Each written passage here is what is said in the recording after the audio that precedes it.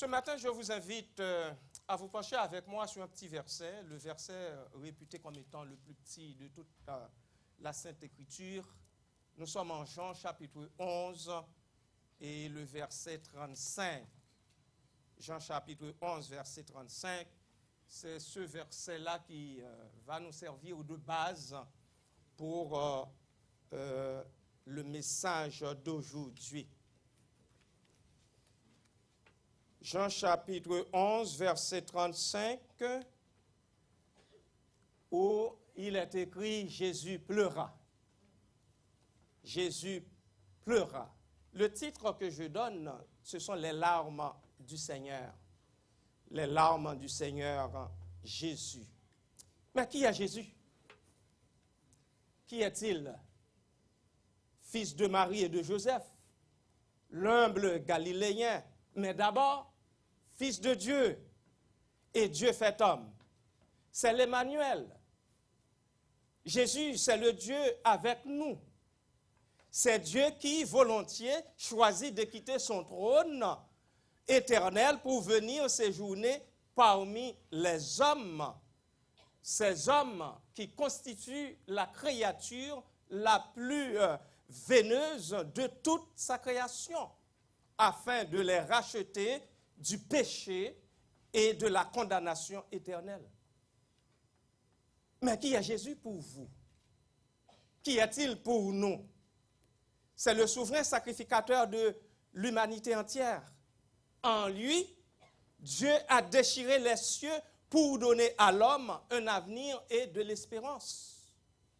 En lui, deux entités irréconciliables, les cieux et la terre, s'embrassent et dansent au concert des élus.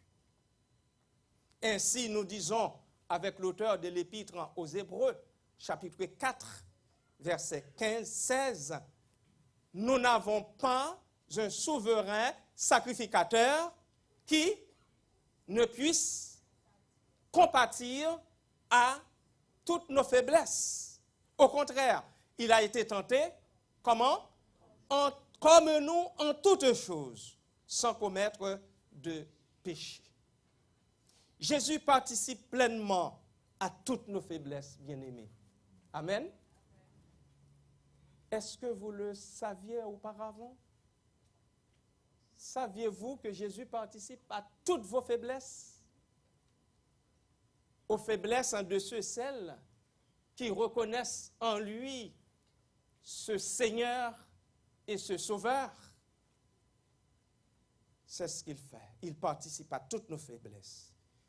Et voilà pourquoi aussi, dans nos souffrances, dans nos calamités, dans nos détresses, il peut pleurer avec nous. Quand Jésus pleura-t-il? L'histoire rapporte qu'à 2 reprises, notre bon Jésus, notre souverain sacrificateur, a pleuré durant son passage en ce bas monde. La première fois fut justement au décès de son ami Lazare, que vraisemblablement tous les Juifs du village regrettaient et pleuraient à chaudes larmes. En fait, dans le texte même, Jean chapitre 11, au verset 32, nous lisons « Lorsque Marie fut arrivée là où était Jésus, et qu'elle le vit, elle tomba à ses pieds et lui dit, « Seigneur, si tu étais ici, mon frère ne serait pas mort. » Verset 33, Jésus, la voyant pleurer, elle et les Juifs qui étaient venus avec elle, frémit en son esprit et fut tout ému. Voilà le Seigneur que vous et moi nous servons. C'est un Seigneur, c'est un Sauveur qui est digne d'émotion. C'est un Seigneur, c'est un Maître qui ne lésine pas avec ses sentiments en ce qui a trait aux hommes et aux femmes, qui l'acceptent comme leur Seigneur et Sauveur quand ils sont plongés dans la désolation, dans la tristesse, quand ils sont poignés par le mal, lui aussi, il s'attriste. Amen. Lui aussi, il tombe dans la tristesse. Lui aussi, il chagrine avec nous. Il fut tout ému. Le Seigneur avait rencontré Marthe avant Marie. Au verset 20 et 21, nous voyons ça. Au verset 20, lorsque Marthe apprit que Jésus arrivait, elle alla au-devant de lui, tandis que Marie se tenait assise à la maison. Verset 21, Marthe dit à Jésus, « Seigneur, si tu étais ici, mon frère ne serait pas mort. » Mais vous savez, voyant pleurer Marie, lorsque le Seigneur a rencontré Marie, la voyant pleurer, il ne pouvait davantage en retenir ses larmes. Il fondit en larmes tout bonnement aussi. Il compatit tout bonnement à ses souffrances. Comme tous les autres juifs, il fondit en larmes. Il pleura à chaudes larmes avec ses amis endeuillés. Toute l'humanité du Seigneur est résumée dans ce verset. Jésus pleura. Toute son humanité se résume là-dedans. Il est écrit que Jésus fut tout ému. Le texte grec est plus fort, car l'expression utilisée peut se traduire par « Jésus fut violemment ému ». Dans d'autres passages de l'Évangile, une autre expression est employée pour signifier en grec « être ému aux entrailles ». Ce sont ces entrailles qui se déchirent devant nos souffrances, devant nos douleurs. Tout ceci nous révèle la profondeur de la compassion de notre Sauveur. N'avons-nous pas été conçus à l'image de Dieu, de ce Dieu capable de tant d'amour, de tant de sentiments et d'émotions? Si, de par le monde, l'on considère qu'il est humain de pleurer et d'exprimer par des larmes sa faiblesse, il est tout autant divin de pleurer et d'exprimer par des pleurs son amour. Voilà ce qu'a fait notre Seigneur. Amen. Où pleura-t-il?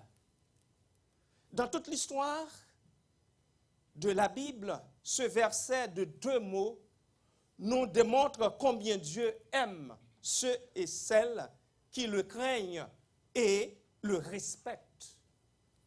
Imaginez le Dieu du ciel et de toute la terre en larmes devant ces hommes, devant ces femmes réunis pour supporter Marthe et Marie dans leur douleur.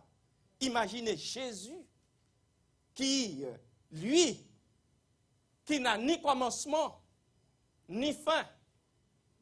La Bible nous dit c'est l'alpha et l'oméga, le commencement et la fin, lui aussi.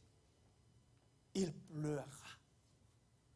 Il est sensible aux peines et chagrins de l'humain parce qu'il l'a créé pour la vie. Dieu a toujours voulu que nous vivions éternellement, mais le malin s'est introduit dans l'œuvre de Dieu. Voilà pourquoi nous souffrons.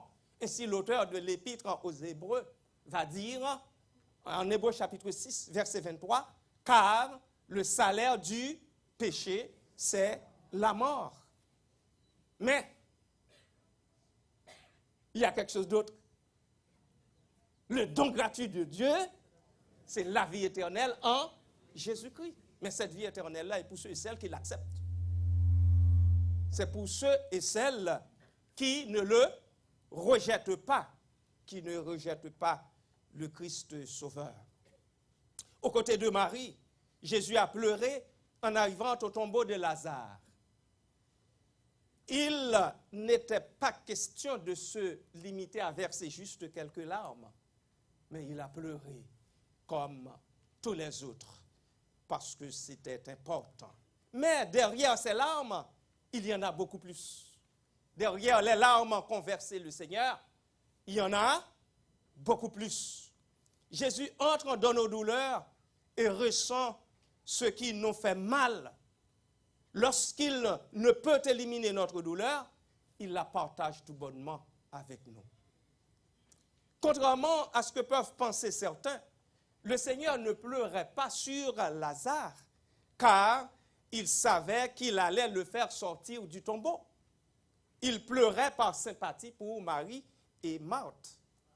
Si devant, il avait dit vrai lorsque, parlant à Marthe, il évoquait l'idée de la résurrection. Nous sommes au verset 25 du chapitre. Je suis la résurrection et la vie.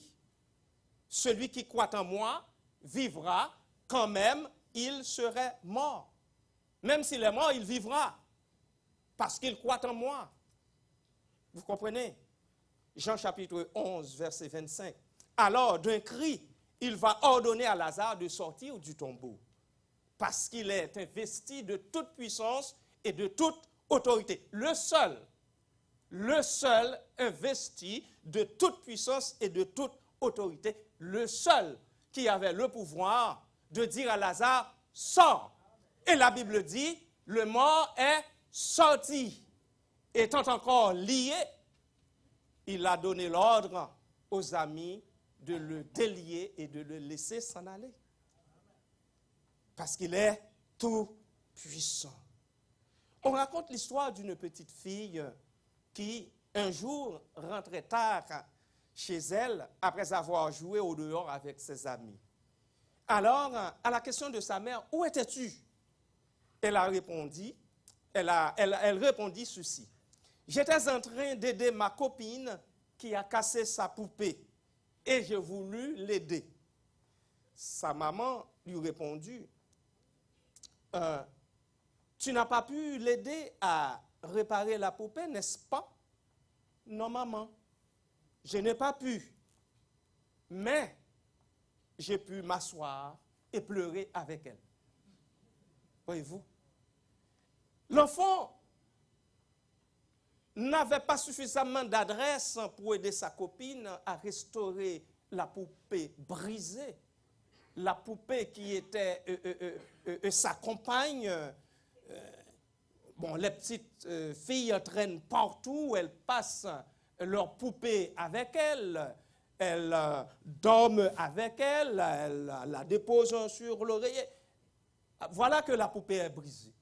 Elle n'a pas pu réparer la poupée avec son ami, mais cet enfant, si petite soit-elle, dans son humilité, dans sa petitesse, a compris que c'est important pour elle de s'asseoir aux côtés de son ami et de pleurer avec elle.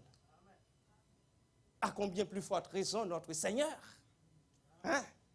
Le Dieu de grâce, à combien plus forte raison, quel réconfort de savoir que Jésus pleure avec nous. Quel réconfort de savoir que notre Seigneur est plus proche que notre haleine même pour partager nos souffrances, nos douleurs, nos fardeaux avec nous. Mais pourquoi pleura-t-il encore? À cause de l'ignorance et du rejet dont il fut l'objet. À cause de l'ignorance, je dis, et du rejet dont il fut l'objet, parce que plusieurs, même s'il est là, beaucoup plus proche d'eux que leur haleine même, eh bien, ils le rejettent, ils ne comprennent pas, ils l'ignorent tout bonnement, ils le laissent passer, tandis qu'il est là pour leur faire grâce et miséricorde, tandis qu'il est là pour pleurer avec eux, tandis qu'il est là pour les soutenir dans leur mauvaise passe, si vous me permettez l'expression. Après cet événement, Jésus pleura de nouveau. Il était en route pour Jérusalem. Avant son entrée glorieuse dans cette ville, eh bien, il la regarda de loin et pleura sur elle. On est en Luc chapitre 19. Rendez-vous avec moi en Luc au chapitre 19. parce que c'est toujours le texte qui parle par lui-même de Dieu et de Jésus-Christ. Luc chapitre 19, verset 41, nous lisons: comme il approchait de la ville, Jésus, en la voyant, pleura sur elle et dit: si toi aussi, au moins en ce jour qui t'est donné, amen, alléluia, au moins en ce jour qui t'est donné.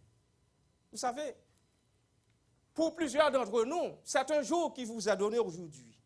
Et je dirais même, c'est l'instant présent. Présentement parlant. Pour plusieurs, c'est cette dernière seconde même. Parce qu'après, on ne sait pas ce qu'adviendra. Alors le Seigneur, il t'a dit à Jérusalem. Qui dit Jérusalem? Eh bien, ce sont les habitants.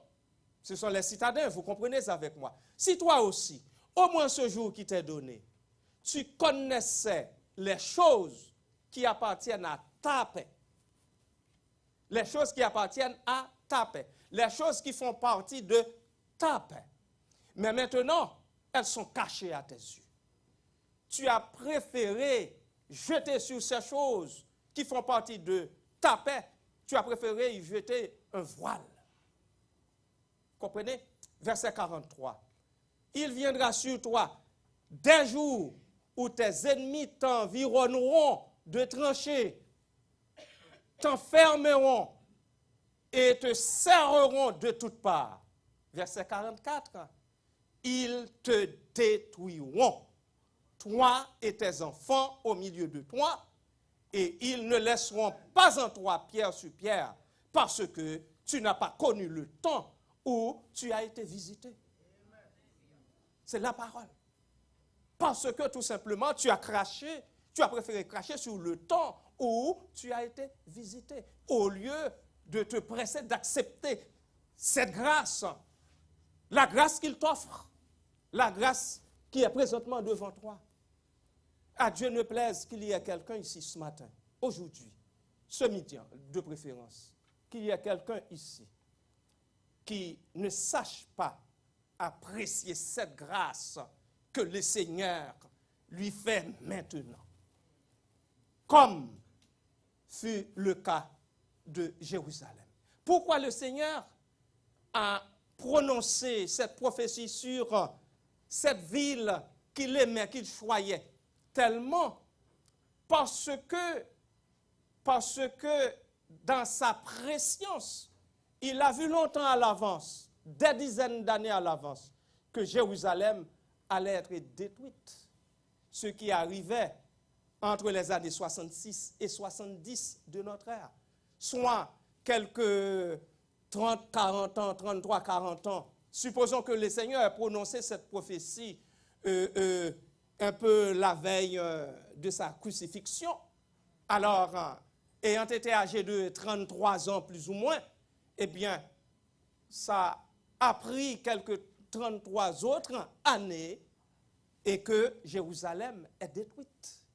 Et vous savez, les gens ont mis des torches dans les murs pour enlever les quelques je ne sais pas là, quelque chose en or ou bien en argent, en pierre précieuse qui était là. Ce que le Seigneur avait dit est arrivé exactement à la lettre. Le Seigneur là a pleuré sur Jérusalem. Derrière ces larmes, il y en a encore plus. Il y a encore plus derrière ces larmes, les larmes du Seigneur. Il savait que cette ville qu'il aimait tant allait le rejeter. Il savait qu'une fois de plus, Jérusalem passerait à côté de la rencontre avec son Dieu. Au temps de Jérémie, on est en Jérémie 6 à 15. Je ne vais pas prendre le temps de lire ce texte pour vous, mais vous le lirez par vous-même. Les versets 6 à 15 et 27 à 30, elle l'avait fait et Jérusalem allait encore ignorer son Dieu. À cause de ce rejet, une seconde déportation était imminente. Celle-ci durerait beaucoup plus longtemps que la première. En fait, cette déportation perdure encore aujourd'hui pour de nombreux Juifs. Oui, Jérusalem, la ville qui avait rejeté les prophètes, rejetait celui qui en est le sauveur aussi. Mais un jour viendra où elle reconnaîtra celui-là qui l'a percé. Selon Zacharie chapitre 12, verset 10. Jésus connaissait trop bien les conséquences de ce rejet. C'est pourquoi il a pleuré. Il sait ce qui est bon pour le monde qu'il a créé. Il désire pour nous le meilleur. Et le meilleur ne se trouve, bien aimé, qu'en Dieu seul. Amen. Vous ne croyez pas ça? Le meilleur ne se trouve qu'en Dieu et non ailleurs. La présence de Dieu se manifeste souvent à beaucoup d'entre nous, comme il fut le cas pour Jérusalem. Mais avons-nous la sagesse d'en profiter? C'est la question que je me pose à moi-même, d'abord et avant tout, avant de vous la poser. Jésus a pleuré devant l'incrédulité de Jérusalem pour laquelle il a tout accompli pourtant. Mais Jérusalem refusait de croire en lui. Israël faisait l'autruche devant son libérateur. Sommes-nous de ceux qui le reconnaissent et l'acceptent comme Seigneur et Sauveur, ou sommes-nous de ceux qui, tout comme Jérusalem, sont prêts à le rejeter, à le renier pour satisfaire leur ego, pour satisfaire leur orgueil? Nous venons de souligner le fait que Jésus a pleuré par compassion avec ceux qu'il aime, parce qu'il est nourri et porté par une compassion extrême pour les siens plongés dans la détresse, dans la désolation de cette vie. En toutes choses, il est sensible à nous. Il entend nos cris et voit nos larmes. Il a le pouvoir d'intervenir pour notre plus grand bien, mais en son temps. Étant seulement malades, les sœurs de Lazare ont envoyé des messagers chercher Jésus en ces termes. « Seigneur, voici, celui que tu aimes est malade. » Mais la Bible dit, le texte nous dit, le Seigneur a pris pas moins que 4 jours avant de décider à se mettre en route. Donc, en son temps à lui, mais quand même, il y est rendu quand même, parce que ce sont des gens qui le connaissent, qui l'acceptent comme Seigneur et Sauveur. Par contre, pour ceux et celles qui se refusent de le connaître, ils pleurent sur leur sort parce que, étant au fait de toute situation, Jésus est conscient que les conséquences de leur péché demeurent sur eux. Par leur mépris et leur indifférence, ils ne connaîtront pas la vie éternelle, mais au contraire le châtiment et le tourment sans fin. Voilà une bonne raison d'être attristé. Jésus a tout fait pour les amener à lui. Il est allé jusqu'à mourir sur la croix. Derrière ces larmes, il y en a beaucoup plus. Le Seigneur vint pour nous montrer le Père et témoigner de son amour. L'apôtre Jean rapporte en Jean chapitre 1, verset 18, « Personne n'a jamais vu le Père. Personne n'a jamais vu Dieu d'abord. Dieu le Fils unique qui est dans le sein du Père, lui l'a fait connaître. » C'est-à-dire, c'est le Fils qui a fait connaître le Père. Et en Jean 3,16, nous avons le fameux verset qui vient sceller l'acte de l'adoption. Car Dieu a tant aimé le monde qu'il a donné qui? Son Fils unique, afin que quiconque croit en lui ne périsse point, mais qu'il ait la vie éternelle. Est-ce que les douleurs de la terre touchent le cœur du ciel?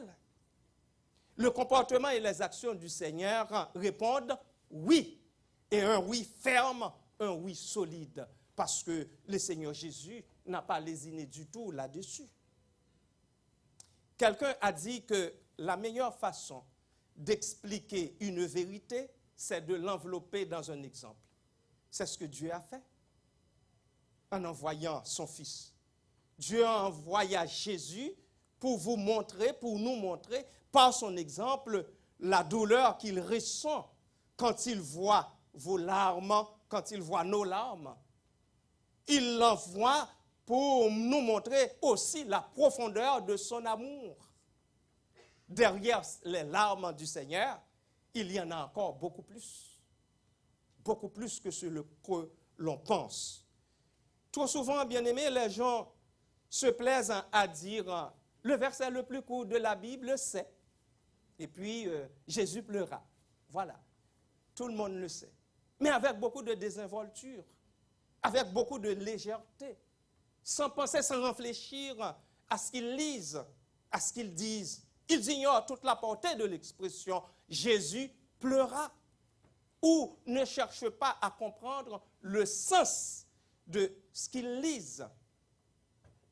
Jean 11, 35 est l'un des plus grands versets de la Bible, bien-aimé. C'est une fenêtre par laquelle nous voyons écrite en grandes lettres la sollicitude du Christ, loin de Dieu, Fils unique en venu du Père, et le Dieu véritable. Lui, il est investi de toute puissance et de toute autorité. Ce verset nous dit que Jésus voit nos peines et qu'il les partage avec nous. Il s'assoit souvent avec moi. Je ne sais pas pour vous. Il s'assoit souvent avec moi, à côté de moi, pour pleurer avec moi, comme a fait la petite fille avec son ami. Parce que même dans ma faiblesse, même dans mon indignité, j'essaie d'être un de ses amis. Peut-être le plus petit de ses amis. Peut-être l'ami le plus infâme, le plus ignoble, mais il m'accepte. Amen. Il m'accepte. Il m'accepte tel que je suis. Et je suis sûr que c'est ce qu'il fait pour vous aussi. Il vous accepte tel que vous êtes. Et dans vos détresses, il ne vous délaisse pas. Il ne vous abandonne pas. Il s'assoit à côté de vous pour pleurer avec vous jusqu'à ce que vous repreniez force, jusqu'à ce que la vigueur perdue vous revienne, jusqu'à ce que vous soyez capable de continuer la route. Seulement, il ne faut pas commettre l'erreur de le rejeter lorsqu'il vient s'asseoir à côté de vous pour pleurer avec vous dans vos détresses, dans vos difficultés, dans vos tourments, dans vos tracas. Ce verset souligne l'évidence que le Père pleure sur nos douleurs, sur notre deuil. Mais il est davantage attristé sur le rejet essuyé de la part de plusieurs qui, pourtant, se tenaient à ses côtés. Quand ce que je veux dire, qui se tenaient ou bien qui se tiennent encore aujourd'hui dans cette salle à ses côtés, parce qu'il y en a qui sont là. Ils sont là tout justement, de corps, mais pas d'âme et d'esprit. Vous comprenez? Ils ignorent que ceux dont les autres ne sont pas capables, seulement lui le réussit. Et il le fait parfaitement.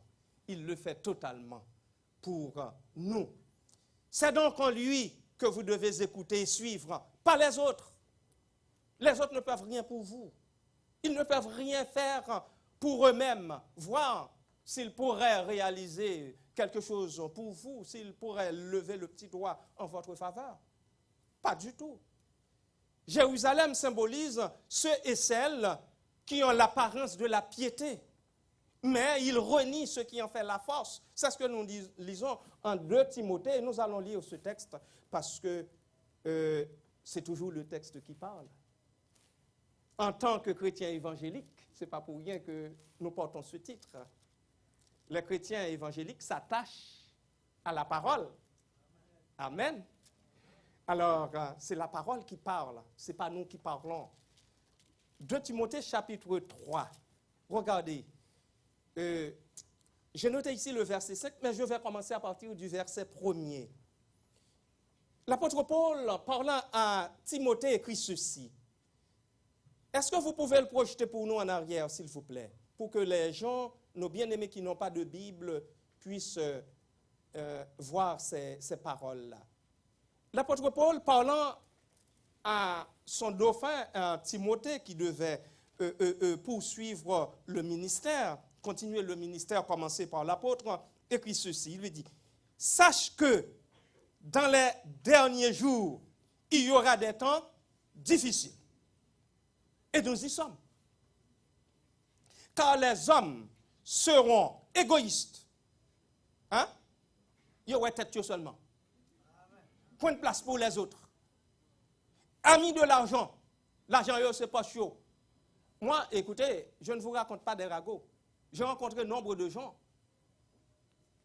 Quand je leur parle de Dieu, de la Bible, qui me répondent ceci. De qui bon Dieu va parler maintenant? Bon Dieu, c'est l'argent. Et pourtant, pour combien de temps? Pour combien de temps? Hein? Mon Dieu, c'est mon argent, mais pour combien de temps? Nul ne sait. Hein? Tout ce que tu as, c'est seulement un emprunt. On ne fait que de te prêter. C'est tout. Oui, mon frère, that's it. J'entre dans ton pattern là. That's it. Rien d'autre. Rien d'autre. Alors, amis de l'argent, fanfarons, hautains, qui regardent les autres de haut, étant en haut là, et puis qui voient les autres jusqu'en bas de l'échelle, hautains, blasphémateurs, qui parlent mal d'autres et mal même de Dieu, du Dieu créateur. Hein? De qui bon Dieu a parlé maintenant? De quel Dieu me parles-tu? Hein? Rebelles à leurs parents, ça c'est pour les jeunes. Rebelles à leurs parents qui n'écoutent pas lorsque leurs parents leur parlent, lorsque les parents essaient de les ramener sur la bonne voie, lorsque les parents leur donnent des conseils. Hein? Rebelles à leurs parents, ingrats, hein? Dépourvus de toute gratitude, hein? De toute reconnaissance à l'endroit de ses parents qui se sont dépensés, qui ont trimé dur pour que vous soyez là où vous êtes rendus présentement. Hein? Ingrats, irreligieux. Lorsque le matin est venu, le dimanche matin, eh bien, on les réveille pour aller, oh non, quittez me dormir. Hein? Me fatigué. Mais où étais-tu hier soir? Nul ne sait. Irreligieux, insensible, aucune espèce de sensibilité, même pour les parents, déloyaux. Aucune espèce de loyauté non plus. Hein? Calomniateur, qui parle mal, à bracher de l'autre. Vous comprenez? Coup de poignard dans le dos. Hein? Devant la personne, on rit. Alors. Mais dans le dos, coup de couteau, calomniateur, intempérant, aucune espèce de tempérance, qui parle avec arrogance. D'ailleurs, ils sont hautains. Cruels. Hein? Ils agissent avec beaucoup de cruauté. Ennemis des gens de bien.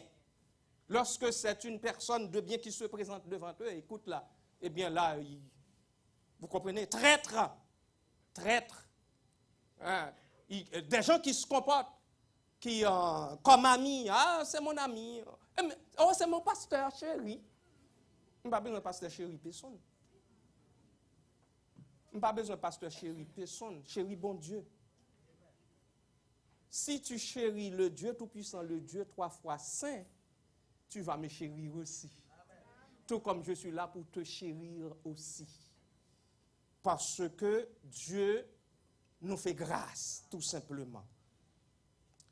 Enflé d'orgueil, emporté, avant enflé d'orgueil, emporté, aimant le plaisir plus que Dieu.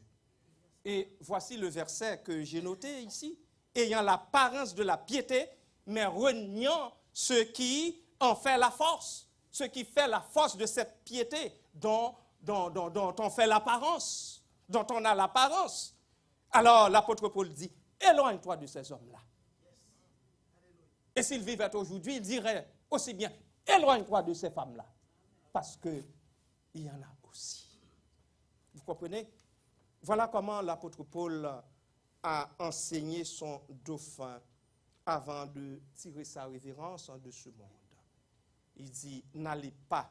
Moi, je dis, n'allez pas après eux, après ces hommes-là, après ces femmes-là, et qui ont l'apparence seulement de la piété, tandis qu'ils renient ce qui en fait la force. Okay? La Bible les traite de murailles blanchies en Actes chapitre 23, verset 3. Actes chapitre 23, verset 3. Vous allez voir comment l'apôtre Paul a traité le Sanhédrin qui le jugeait. Actes chapitre 23, verset 3, verset 1er. Paul, les regards fixés sur le Sanhédrin, dit, « Hommes, frères, regardez bien, l'apôtre s'adresse à eux en tant que frères, mais vous allez voir comment le sacrificateur Ananias va le traiter. Hommes, frères, c'est en toute bonne conscience que je me suis conduit jusqu'à ce jour devant Dieu. » Point de suspension. Verset 2.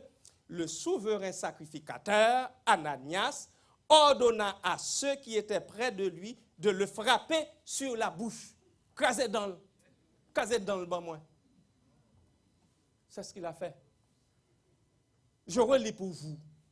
Le souverain sacrificateur Ananias ordonna à ceux qui étaient près de lui de le frapper sur la bouche. Verset 3. Alors, l'apôtre Paul, qui n'avait quand même pas sa langue dans la poche, il lui a répondu ceci. Alors Paul lui dit, Dieu te frappera, muraille blanchie. Amen. Tu ordonnes qu'on me frappe sur la bouche, mais toi, c'est Dieu qui te frappera. Espèce de muraille blanchie. Apparence de piété, mais tu renies ce qui en fait la force. Tu es assis pour me juger selon la loi, je poursuis dans le verset, et tu violes la loi en ordonnant qu'on me frappe. Tu violes la loi en ordonnant qu'on me frappe. Et dans le grand monde, l'autre va dire, tout ce qui brille n'est pas de l'or. C'est chrysocal. Son chrysocal qui a brillé, on n'a pas besoin de quoi n'en dire. Ce n'est pas l'or. Tout ce qui brille n'est pas de l'or. Alors il faut vous méfier de ce qui brille là. Il faut vous en méfier tout simplement. Bien-aimés, vous savez, le grand Paul, après mettre considération le concernant, a dit ceci aux Philippiens. On est en Philippiens chapitre 3. Un texte que j'aime beaucoup et que je partage aussi avec vous parce que je vous aime. Philippiens chapitre 3, verset 12. L'apôtre Paul dit, ce n'est pas que j'ai déjà remporté le prix ou que j'ai déjà atteint la perfection, mais je cours. Amen. Je cours pour tâcher de le saisir, puisque moi aussi, j'ai été saisi par Jésus-Christ. Je cours, je suis en course. Alors je dis ici, donc vous aussi, vous auriez été saisi par Jésus-Christ. Ne pensez pas que vous ayez déjà remporté le prix ou que vous ayez atteint une certaine perfection. Courez de préférence pour tâcher de le saisir. Car il vous faut connaître Christ et la puissance de sa résurrection, comme l'apôtre Paul eut à dire aux Philippiens, au verset 10 et 11. Il vous faut connaître Christ et la puissance de sa résurrection et la communion aussi de ses souffrances en devenant conforme à lui dans sa mort pour parvenir, l'apôtre Paul dit pour parvenir, si je puis, alors moi je vais dire si vous le pouvez, pour parvenir à la résurrection d'entre les morts. Quand on est devenu conforme à Christ, on ne se voit pas, bien-aimé. On ne se voit pas, on ne voit pas soi-même. Mais on voit Jésus-Christ. On voit la puissance de sa résurrection. Est-ce que vous y avez pensé? Non? Oui? Quand on connaît Christ, on ne se voit pas soi-même. Mais on voit Christ. on voit la puissance de sa résurrection. Derrière les larmes du Seigneur, il y en a encore beaucoup plus. Lorsqu'on le comprend, on chante avec l'auteur de ce cantique qui nous écrit ces paroles. Torrent d'amour. Je pense que c'est Rubens Sáenz. Et c'est avec ça que nous allons fermer le culte.